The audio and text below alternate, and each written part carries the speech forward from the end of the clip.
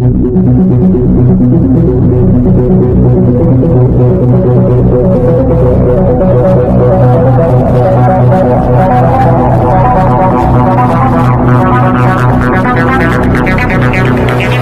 పిల్లల భవిష్యత్తు బాగుంటుంది అన్న ఉద్దేశంతో మీరందరూ మీకు తెలిసిన వాళ్ళకందరికీ చెప్పి మీ సహాయ సహకారాలు మాకు అందించాల్సిందిగా నేను మనస్ఫూర్తిగా మిమ్మల్ని అందరినీ కోరుకుంటున్నా.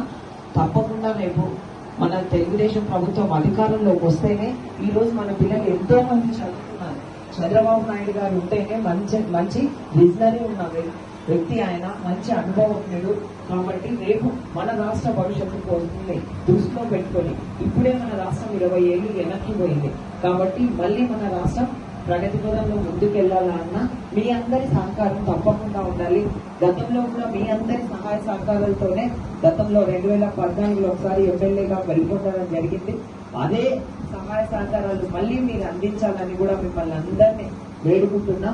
కాబట్టి మీరు చర్చిలో కానీ ఇంకా ఇతర ప్రదేశాల్లో ఫ్రెండ్స్ కానీ ఏదైనా ఫంక్షన్లలో కలిసినా కానీ అందరికీ ఒకరినొకరు చెప్పుకొని రేపు రాబోయే మనకి ఎలక్షన్లలో తప్పకుండా మీ వంతు మీ సహకారం అందించాల్సిందిగా కోరుతూ అందిస్తారని కూడా ఆశిస్తూ ఈ అవకాశం ఇచ్చిన మీకు అందరికీ నా హృదయపూర్వక ధన్యవాదాలు.